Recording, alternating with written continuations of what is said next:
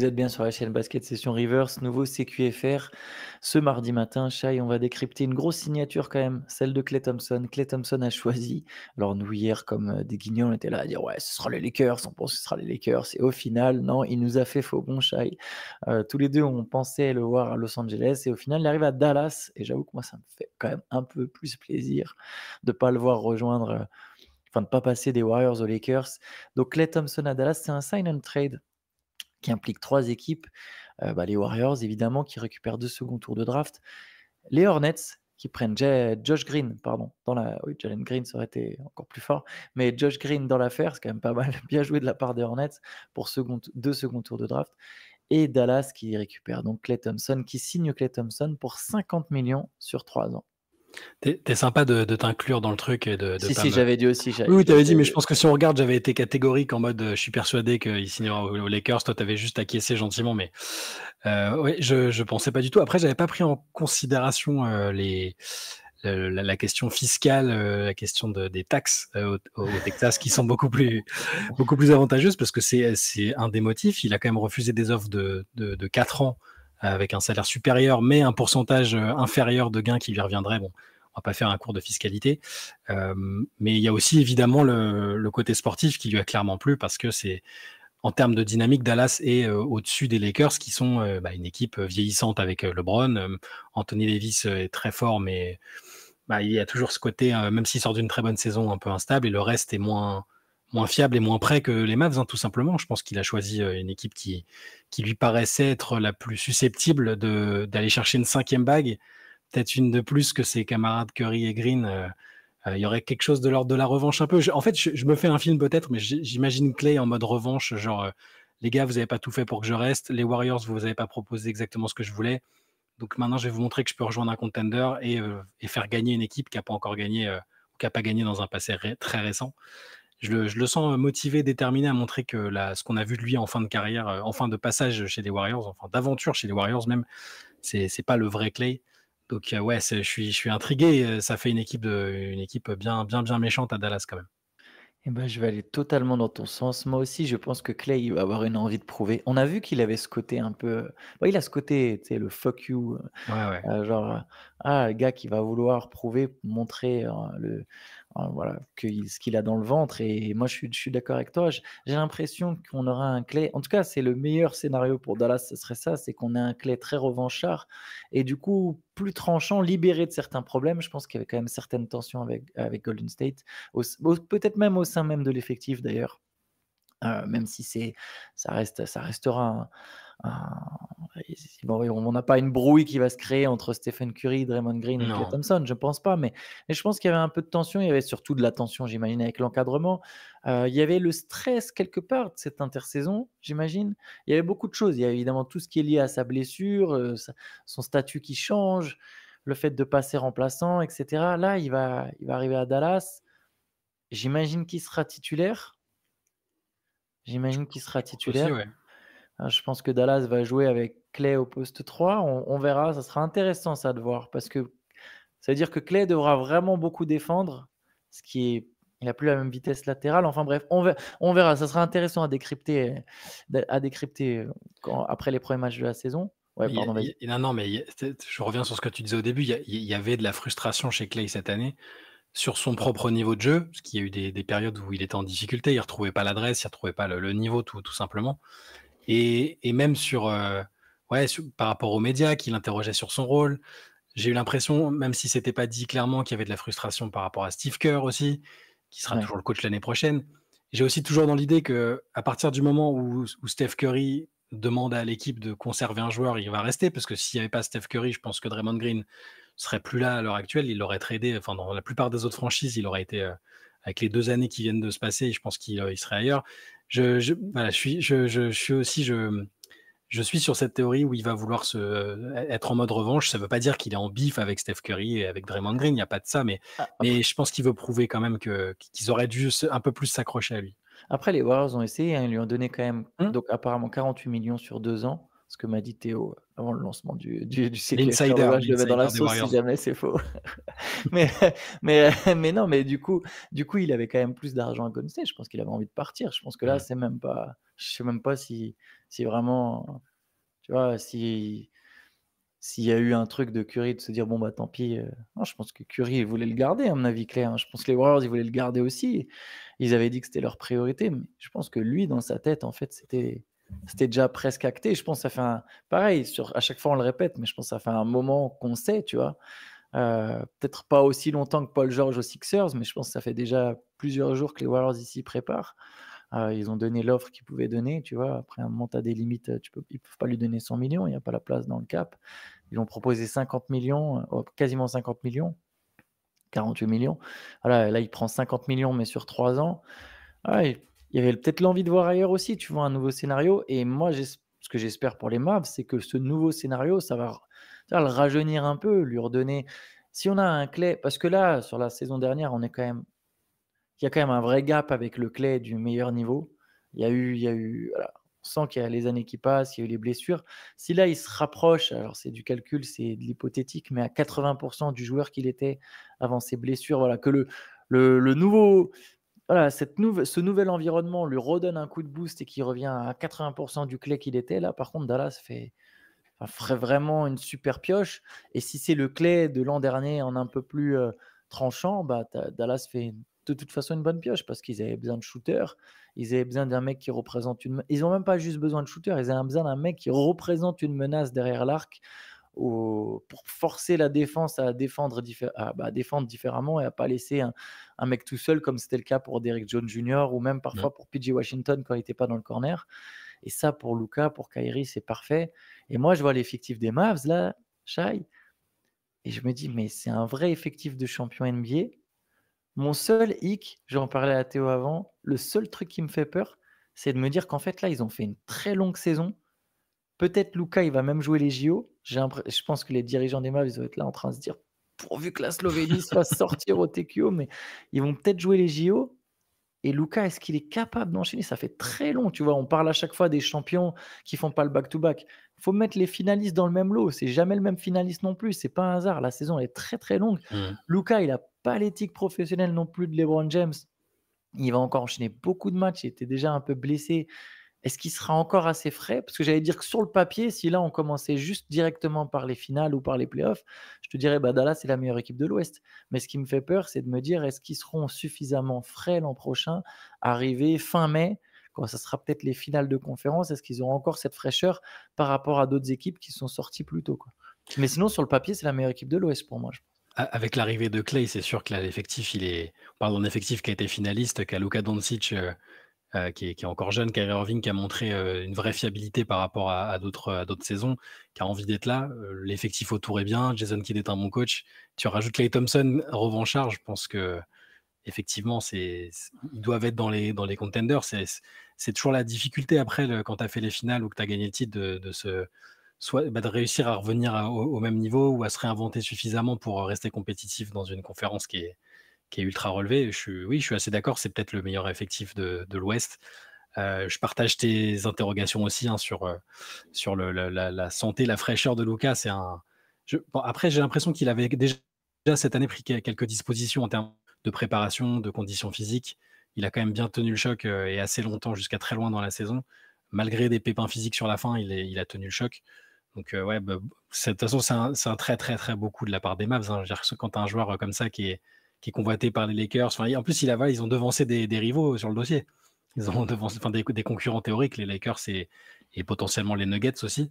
J'aurais été intrigué de voir Clay aux Nuggets, mais bon, les Mavs, c'est déjà, genre déjà s'habituer visuellement à voir Clay Thompson sous un autre maillot, c'est assez, ça va être particulier. Je suis juste déçu que mon analyse sur le fait qu'il n'y ait pas d'endroit pour faire du bateau à Dallas ne se soit pas avérée juste, mais j'espère qu'il trouvera de quoi se divertir pendant la saison. Ouais. Mais il a toujours ses chiens, je pense, je crois. Enfin bref, là on part loin. Il y a une autre équipe à l'Ouest qui se renforce, pardon, j'en profite pour Mmh. enchaîner. Ah si, non, d'abord, avant, les Warriors, pour remplacer Clay, remplacer avec des guillemets, ont signé DeAnthony Melton sur 1 an, quasiment 13 millions de dollars. Alors c'est remplacé dans le sens où il va assumer un rôle un peu similaire qui est de défendre et de tirer à 3 points, mais c'est évidemment pas tout à fait le même profil. Il est plus petit, il est plus combo guard, il peut jouer un, il peut jouer 2, mais je serais pas surpris qu'il soit le 2 titulaire Très ou bon alors joueur. peut-être en sortie de banc, on verra Très bon effectivement joueur, comment. assez sous-coté, d'Anthony Melton, enfin du grand pas très connu du grand public, mais à chaque fois il a fait des très bonnes, prestations, là même à Philadelphie, c'était un joueur important donc bah, bon remplacement, c'est un bon remplacement, numérique, il a les qualités pour, comme tu as dit, peut-être être un titulaire, c'est ju après dans le cœur des fans, c'est compliqué, quoi. Ouais, puis en fait, je trouve que ça aurait été un joueur intéressant s'il y avait une autre star à Golden State, Mmh. quoi. S'il y avait Paul George ou Lauri Markkanen, je t'aurais dit: «Bah, ouais, c'est cool, c'est un super complément pour ces gars-là». Mais là, juste de Anthony Melton, j dans l'idée, là, pour l'instant, c'est dur de voir Golden State comme une équipe qui peut aller vraiment au par contre, du coup, ma transition, l'autre équipe à l'Ouest qui se renforce beaucoup pendant cette intersaison, même si c'est essentiellement enfin, il y a pas eu énormément de signatures, mais hier, le Thunder a prolongé 2 joueurs et a surtout signé Isaiah Hartenstein pour 87 millions sur 3 ans. Mmh. Donc quand même ils lui ont donné quand même un gros montant, mais le Thunder renforce clairement son équipe en un transfert, 2 prolongations et une signature. Ils ont rempli tous les besoins de l'équipe, c'est-à-dire qu'ils ont fait le trade pour faire venir Caruso contre Josh Giddey. On trouvait déjà que c'était un super fit. Mmh. Ils ont prolongé Isaiah Joe et Aaron Wiggins, 2 remplaçants importants pour avoir un banc quand même assez solide. Et là maintenant, ils ont signé Hartenstein pour la taille et le rebond et ils ont un vrai guerrier qui débarque à OKC. Comment tu vois le Thunder? Bah, c'est une super intersaison pour le moment. C'était un peu périlleux parce que alors il faudra voir comment ça se retranscrit, dans les résultats et dès le début de saison, mais tu l'as dit, ils ont rempli les lacunes qu'on pouvait le voir dans leur effectif, au-delà d'inexpérience, c'était, bah, un peu un monde du monde à l'intérieur parce qu'Holmgren était un peu tout seul et là, Hartenstein, s'il est sur la lancée de sa saison avec les Knicks, si c'est ce joueur-là vraiment que c'était pas, Mmh. un «accident» entre guillemets, c'est une super recrue parce que beaucoup ont dit que les 87 millions c'était cher pour un joueur comme lui, mais s'il apporte la même chose, c'est une excellente recrue et la prolongation des deux remplaçants, Isaiah Joe, c'est un super Mmh. shooter. Aaron Wiggins, il a fait des très bonnes entrées aussi, je pense qu'il est important et puis Caruso, c'est parfait, ça apporte de la défense, un playmaker secondaire. Pour l'instant, c'est du A+, pour moi, pour OKC. Ils peuvent difficilement faire beaucoup mieux que ça, et ils ont encore toujours un peu de marge de manœuvre parce qu'ils ont des pics, ils ont encore un Mmh. butin important. Ils ont des joueurs de valeur qu'ils peuvent encore, flipper dans d'autres trades à l'avenir. C'est encore une fois, Sam Presti fait du très, très bon travail. Ouais, ouais, je me demande si c'est pas vraiment le meilleur GM de la ligue, quoi, C'est ce qu'a dit LeBron il n'y a pas si longtemps, hein. c'est vrai. C'est vrai, c'est vrai. Mais ouais, Sam Presti, c'est impressionnant parce que là, donc Wiggins et Joe, ils sont prolongés pour, hem, 48 millions pour Joe sur 4 ans, 47 millions pour Wiggins sur 5 ans. Voilà, s'il y en a un des 2 dont tu veux te séparer en cours de saison et tu trouveras forcément preneur, c'est des joueurs assez jeunes, notamment, je sais pas, par exemple Wiggins, tu peux échanger Wiggins et 2 piques et aller chercher un autre joueur très intéressant en cours de saison. Si tu te dis: «Bah, tiens, on peut vraiment faire all-in de chez all-in parce qu'on est prêt». Hartenstein, ce qui m'intrigue sur le montant du contrat, c'est de savoir, mais du coup, il sera titulaire ou pas, tu vois? Parce que s'il est titulaire, qui est celui qui sort du 5 majeur? Est-ce que c'est Dort, mais je le trouve moins intéressant avec des remplaçants? Ou est-ce que c'est Caruso qui est donc du coup le sixième homme? Mais bon, du coup, du côté du Thunder ou est-ce que Hartenstein prend ce contrat tout en étant le pivot remplaçant qui va jouer de grosses minutes?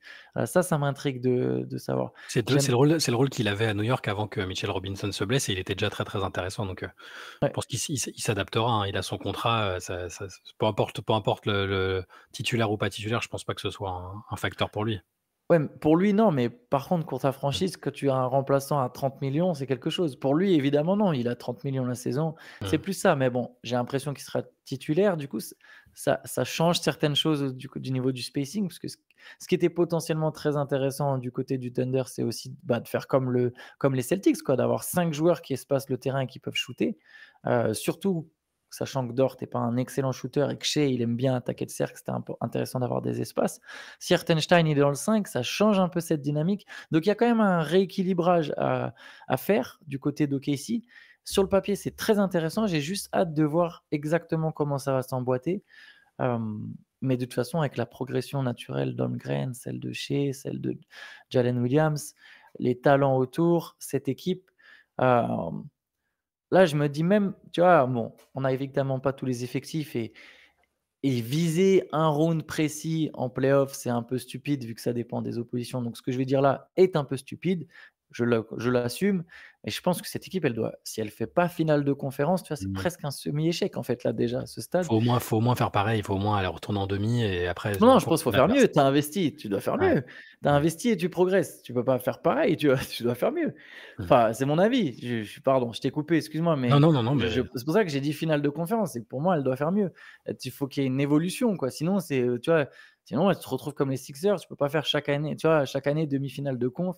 Moi, pour moi, elle doit faire mieux. Mais sur le papier, elle a vraiment tout pour faire mieux, je pense. j'ai juste toujours un peu peur quand, parce que ça fait partie aussi des équipes qui ont fini plus haut que ce qu'on attendait, même si on se doutait Ouais, qu'il y c'est aurait une vrai. bonne saison et une belle progression. Ils ont fini en tête de la conférence Ouest et c'est très dur quand tu es en avance sur les temps de passage de confirmer. Il y a beaucoup d'équipes qui font une très belle saison et qui derrière ont du mal et calent un peu. Alors je crois à fond dans cette équipe, hein, je crois en Shea, je pense qu'on a même si le plafond semble proche, je pense qu'il a encore des ressources et même juste avec son niveau actuel en termes de régularité, il enchaîne les saisons en top 5 du MVP, donc il sera au rendez-vous. Autour, les joueurs vont prendre aussi de la maturité. Holmgren, sa première saison, elle est hyper intéressante. Jalen Williams. Non, j'y crois beaucoup. Juste, moi, tu sais, après, moi, je suis un, je suis un frileux dans les pronostics et les estimations. Pour moi, déjà, s'assurer d'être tout le temps en demi-finale de conférence et puis après, sur la bonne année, de passer au-dessus. Mais ils vont aborder la saison comme tu l'as dit, je pense. Ils rêvent d'une finale de Ouais, ils conférence et visent le titre, je pense même. voilà. De toute façon, c'est pas scandaleux. Ils ont pas été ridiculisés non plus cette année en demi-finale. Ils sont tombés sur un très bon adversaire qui a été en finale après. Donc, non, non, mais ton estimation est logique, hein. C'est juste que je me méfie toujours un peu des deuxièmes saisons après la saison de l'explosion. C'est toujours compliqué. Ouais, tu as raison. Tu as raison, c'est vrai qu'il y avait une avance sur les temps de passage. Bon, de toute façon, on suivra, mais OKC, vraie belle équipe. Je te propose qu'on enchaîne avec un autre candidat au titre, le champion en titre, Mmh. Boston. C'est quand même un truc intéressant du côté des Celtics qui se passe. Ça peut paraître anodin, et peut-être que ça le sera, peut-être que ça restera anecdotique, mais il y a quand même les Celtics qui sont en vente. Sauf que, avant que la franchise soit vendue, le propriétaire et les dirigeants actuels, ils sont en train de distribuer les dollars. Bah, c'est logique, tu as été champion à la récompense. Donc Jason Tatum, il va prolonger. De toute façon, tu ne peux pas l'empêcher, hein, c'est normal, tu dois garder tes meilleurs joueurs. Donc pour 5 ans, 315 millions de dollars, c'est le plus gros contrat de l'histoire, même si ça ne veut rien dire, parce que chaque année, ça sera battu, vu qu'à chaque année, il y a une prolongation dans le cadre d'un. Vu que c'est indexé sur le cap ne fait qu'augmenter, donc forcément, les contrats ne font qu'augmenter. Mais donc Tatum, 315 millions sur 5 ans, et Derrick White a prolongé aussi 126 millions, 125,9 sur 4 ans. Donc, pourquoi je dis que c'est pas anodin? C'est qu'on a 2 énormes contrats, les Celtics qui vont, heu, exploser le cap et exploser ce qu'on appelle les aprons. Ouais. Sauf que le propriétaire, donc dès que tu es au-dessus d'un certain seuil, tu as des taxes. J'avais déjà expliqué, j'avais déjà expliqué une fois, je le répète si jamais il y en a qui connaissent pas les aprons. Par exemple, si tu es au-dessus du premier apron, tu payes par exemple le montant que je vais donner est faux, mais la logique est la même. Pour chaque dollar supplémentaire, tu payes 1 dollar de taxe en plus. Donc si tu es 50 millions au-dessus, tu payes 100 millions et pas 50.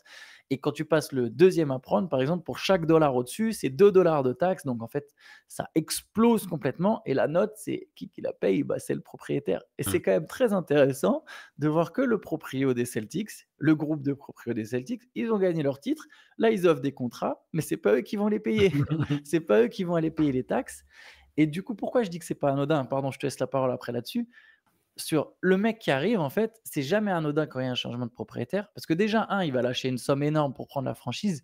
Est-ce qu'il est prêt encore derrière à lâcher des sommes énormes en plus pour payer des taxes? Quelle personnalité il aura? Tu vois, c'est des vraies questions. Ce qu'il faut voir, alors faudrait que je revoie l'information, en entier, mais si je dis pas de bêtises, ils vont ouvrir une partie du capital, en fait. Donc, Ok, ah non, ouais. c'est ça. Non, non, voilà, Moi, il non, me tu semble raison, qu'il change tu de raison, propriétaire, hein. C'est tu raison. En vraiment fait, une ils ont vente le de voilà, la c'est leur franchise. intention de vendre toutes les parts de l'équipe, petit à petit. Ah ouais, c'est ça. OK, bah, tu vois, dans ma tête, c'était une part, juste, de l'actionnariat minoritaire, mais oui, Groesbeck va rester, dans tous les cas, gouverneur de l'équipe jusqu'en 2028 et ils s'attendent à ce que la majorité, des parts, soit partie d'ici 2025, entre 2025 et 2028, ils vont petit à petit ouvrir le truc et c'est logique parce que là, la valeur de la franchise, elle est au top avec des joueurs verrouillés sous contrat, Tatum, Brown donc ouais, mais du coup, je pensais pas que c'était on va voir du beau monde, à mon avis, débarquer sur le coup parce que là, les Celtics, ça reste une valeur sûre et tu raison, c'est pas anodin. C'est marrant que les mecs les prolongent et se disent: «Non, bah, de toute façon, c'est pas nous qui allons les payer», quoique, là, si ça s'étend jusqu'en 2028, c'est peut-être ils vont peut-être en payer une partie quand même. Mais il est gouverneur jusqu'en 2028. Est-ce que ça Mmh. veut dire que c'est lui qui paye jusqu'en 2028? Peut-être pas. Est-ce que à quel moment se fait le rachat? C'est ça qui est intéressant. C'est comme Le Mark mont Cuban à Dallas, quoi. Mark Cuban, il est Ouais. resté, je crois gouverneur, mais Mais c'était c'est pas plus lui lui qui qui paye. payait. Ouais. Ouais, parce que là, le montant des contrats, ça fait plus de 900 millions des 5 titulaires, même si bon, c'est un peu délicat parce que c'est des contrats sur plusieurs années, mais rien que là, sur cette saison, ils sont déjà à 192 millions de masse salariale et sur l'an prochain, ils sont à 208 millions. Je suis pas sûr qu'il y ait une équipe il y a que Phoenix, quoi. Il y a que Phoenix avec Matisse Bia, justement, un nouveau propriétaire, qui l'an prochain, aura une masse et l'autre, c'est Minnesota, pareil, nouveau propriétaire et Mmh. c'est intéressant parce que Minnesota, par exemple, malgré le fait que l'équipe performe, il y a eu quand même ces, tu sais, ces rumeurs, ces infos comme quoi ils avaient Alex Rodriguez et Marc Lore, c'est bien Ils ça arrivaient le pas nom. ouais, ouais, ils Ils arrivaient pas à étaient payer. prêts à lâcher un des gros oui, ils Ah, n'arrivaient pas à OK. payer, mais ils étaient même prêts pour faire des ils avaient présenté tout un programme d'économie. Donc eux ont acheté la franchise, mais derrière, il y avait un programme d'économie et pourtant à ce moment-là, ils savaient déjà que les Timberwolves Mmh. visaient le titre et il y avait quand même un programme pour faire des économies et on sait que faire des économies, ça passait forcément par transférer un des 2 joueurs Là, entre Karl probablement, Anthony ouais. Towns et Rudy Gobert. Donc c'est vraiment intriguant, tu vois? Du côté des Celtics, ça va être de voir le nouveau proprio, quelle va être sa stratégie. Est-ce que c'est Mmh. un mec comme Steve Ballmer qui dit: «Bah, vous inquiétez pas, ouvrez les vannes, on peut y aller», ou est-ce que c'est un mec qui peut potentiellement altérer leur dynastie en disant au bout de 2 ans: «Non, non les cocos, là, on va calmer. Il y a un de vos 5 contrats là, vous me le dégagez, voire peut-être 2». Et tu vois, ça change des choses, en fait. Donc Mmh. peut-être que ça restera complètement anodin, mais ça sera quelque chose à suivre et si à un moment il y a un transfert, je pense évidemment pas cette année ni la suivante, mais un transfert qui empêche les Celtics de vraiment continuer ou qui a une volonté de faire des économies, c'est aussi quelque chose qui peut casser une dynastie. Hem, on peut enchaîner avec une équipe qui a beaucoup recruté, c'est les Clippers. Plein de nouvelles signatures aux Clippers hier. Nicolas Batum, Chris Dunn, Mo Bamba. Alors Mo Bamba, c'est sur un an, Chris Dunn sur un an. Nicolas Batum, 2 ans, 10 millions, c'est peut-être ce qui va nous intéresser le plus. Mmh. Batum qui revient à Los Angeles, chez lui. Ouais. Ah ouais, non, mais c'est bon, c'est bien. J'avais fait un petit article hier, mais qui s'est avéré très, très vite, obsolète. Où je m'interrogeais un peu sur ces options. Est-ce qu'il y avait eu la retraite évoquée? On se doutait quand même qu'il la prendrait pas, mais donc il y avait la retraite, il y avait un retour en France parce qu'on sait qu'il est quand même dans l'organigramme de l'Asvel. Il y avait la possibilité de rejoindre, un autre contender parce qu'il a montré qu'il pouvait encore apporter dans une rotation. Mais par contre, dans nos discussions et nos réflexions, moi personnellement, j'avais pas envisagé un retour aux Clippers et ça a été une petite surprise, mais je pense que c'est une bonne nouvelle. Probablement sur le plan personnel, ça a été discuté en famille. Effectivement, il retrouve sa famille qui est toujours à Los Angeles et après sur le plan de la compétitivité, alors ça dépend ce qu'on pense des Clippers. Les Clippers ont été très actifs, ont bien travaillé. Comme tu l'as dit, il y a beaucoup de recrues, beaucoup de signatures. Est-ce que c'est la meilleure équipe qu'il pouvait rejoindre? Je suis pas certain, mais c'est une Ouais, bonne mais nouvelle pour lui. Pour 2 ans, ça veut dire qu'a priori, il va pas prendre sa retraite tout de suite, ce qui est une bonne nouvelle pour nous aussi. Non, non, mais c'est bien. Moi, je suis content pour lui et même pour les Clippers, il était très apprécié au moment où il est parti. Faut se souvenir que Paul George, par exemple, avait dit qu'il était, très déçu que c'était quoi? C'était Batum et Covington qui étaient partis en même temps? oui, ouais, Il c'est était ça. très déçu parce qu'ils apportaient quelque chose, ne serait-ce que défensivement et que ça obligeait les stars, à faire plus de sacrifices et à défendre. Donc il est très apprécié aux Clippers, donc c'est super qu'il puisse y revenir. Et je pense que ça a pas du tout compté, une franchise ambitieuse ou pas. D'ailleurs, Mmh. c'est vrai, souvent on dit: «Ah bah tiens, tel mec pourrait rejoindre telle équipe». Faut vraiment pas qu'on oublie que c'est des humains, en fait, c'est Mmh. des hommes et c'est pas juste en fait, tu vois, si demain j'ai un job où je dois aller, je sais pas, habiter, je veux pas dire un nom de pays parce que sinon après, on va encore me dire après les villes, je m'attaque au pays, mais tu vois? Un pays alternatif. Non, mais j'ai pas envie de m'installer n'importe où non plus, tu vois? Il y a Mmh. des endroits où juste, bah, tu te vois pas et c'est même pas contre le pays ou la ville. Par exemple, là, si on prend le cas de la ville, d'une franchise, d'une ville, mais c'est juste de dire: mais c'est pas chez moi là-bas, en fait», tu vois? J'ai rien à voir et pourquoi j'aurais forcément envie de pour, jouer le titre, aller dans cette ville où je connais personne, où j'aurais aucune attache, où j'ai tu vois? Mmh. Faut pas oublier que ça reste des hommes, tu vois? Ils gèrent des carrières, bien sûr, mais ce sont des hommes et Nicolas Batum, si on se souvient bien, quand il est transféré à Philly, il le dit lui-même, c'est très dur et il y a sa famille, elle peut pas venir, c'est dur. Sa femme, on sait, elle a l'habitude de poster sur les réseaux sociaux, voilà, elle a fait comprendre, c'était dur. C'est même elle qui a évoqué le terme Mmh. retraite. Donc là, ce qu'on voit là avec sa signature, c'est que déjà, ce qui est cool, c'est qu'il va pas il a encore une aventure en NBA dans les jambes. Alors, il n'avait pas dit non plus qu'il arrêterait à coup sûr, mais voilà, donc il veut encore jouer en NBA, il veut encore être un joueur NBA et du coup, bah, les Clippers, bah, c'est le retour à la maison, en fait. Il revient juste chez lui, il va être avec sa femme, ses enfants, hem et il va jouer dans une équipe, en plus une franchise qu'il connaît bien, où il a des repères, des attaches et humainement, je pense qu'en tant que bah, ça lui a apporté beaucoup Mmh. plus de bien que d'aller tenter sa chance, je sais pas, d'aller rejoindre Boston, d'aller s'installer à Boston après avoir été à Philadelphie, prendre un appart là-bas ou vivre dans un hôtel, tu vois? Il y a tout un truc. Là, il est chez lui et il va jouer dans une bonne équipe et les Clippers, je peux te donner leur effectif pour l'instant si tu Ouais. veux. Je l'avais sous les yeux, évidemment je l'ai fermé, mais je vais le rouvrir. Si Basket Session veut bien se lancer pas trop lentement. Donc, en meneur, on a quand même enfin dans les guards, James Harden, Kevin Porter, Chris Dunn qui vient d'être signé, Bones Island, Russell Westbrook, mais qui sera transféré. Dans les wings, Kawhi Leonard, Nicolas Batum, Norman Powell, PJ Tucker, Terrence Mann, Amir Coffey, Derrick Jones Jr. Et dans les bigs, Ivica Zubac, Mo Bamba, Kobe Brown. C'est pas une excellente équipe, je le reconnais, c'est pas une équipe qui vise le titre, mais c'est une équipe quand même très très correcte. Très très correcte. Ouais, ouais, À l'Est, cette équipe, sur un scénario, elle va en finale de conf, en fait. très possible, ouais. Et C'est plus oui. fort que les Pacers, pardon, excuse-moi, je te coupe Non, encore, mais non, c'est non, plus fort que non, les non, Pacers, de l'an dernier, quoi. probablement, je sais pas quoi penser de leur équipe, la valeur sûre, c'est que c'est encore coaché par Tyronn Lue qui est un excellent coach. Je pense qu'il va avec des joueurs qu'il connaît, plus les petits apports, qui sont là, je pense que ça travaillera bien dans tous les cas et tout ce que tu as dit sur Batum, ça me semble tout à fait juste.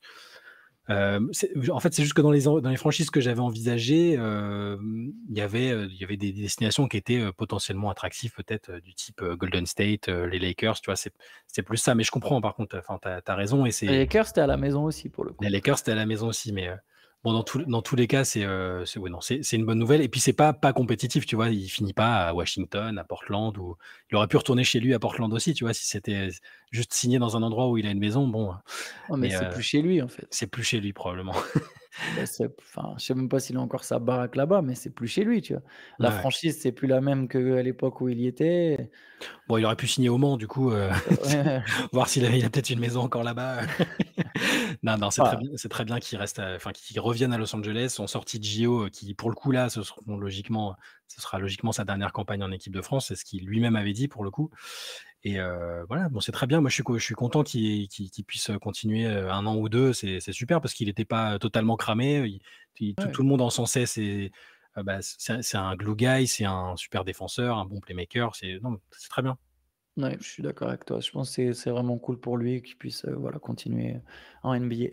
Je te propose qu'on s'arrête là-dessus. Il y a eu d'autres Mmh. signatures, hein, le Magic, les Bucks ont signé quelqu'un, Delon Wright, voilà, de Miami. Tout ça, vous pouvez le retrouver sur basketsession.com. Comme je le dis à chaque fois, toutes les signatures, il y a un live avec toutes les signatures, il y a des news avec des signatures, il y a des sessions. Vous pouvez d'ailleurs écrire des sessions, c'est encore possible, hein, si vous voulez donner votre analyse, bah, sur le Thunder, sur les Mavs, par exemple, sur ce dont on a parlé, c'est possible. N'hésitez pas. Nous, on se retrouvera ce soir pour une late session à partir de 23h, même si je serai évidemment en retard Vous inquiétez pas, on l'entraînement. fera l'apéritif, en attendant Antoine. Et demain, nouveau CQFR demain matin avec la suite de la Free Agency. D'ailleurs, j'y pense, hier on a fait un podcast sur toutes les signatures. On Ouais, a décrypté toutes les signatures qui étaient tombées entre le début de la Free Agency et la fin du podcast. On a même traité les c'est signatures ça. en direct. Si vous voulez Toutes. m'entendre me planter une nouvelle fois sur des pronostics, mais cette fois-ci pas de match, mais de signature, écoutez le podcast d'hier où j'affirme avec aplomb que Klay Thompson va signer aux Los Angeles Lakers, voilà. Vous pourrez vous moquer dans les commentaires. Ah, ça fait partie du jeu. En tout cas, voilà, c'est disponible sur la chaîne, YouTube et bah, écoutez, bonne journée à tous. Ciao, ciao. À demain.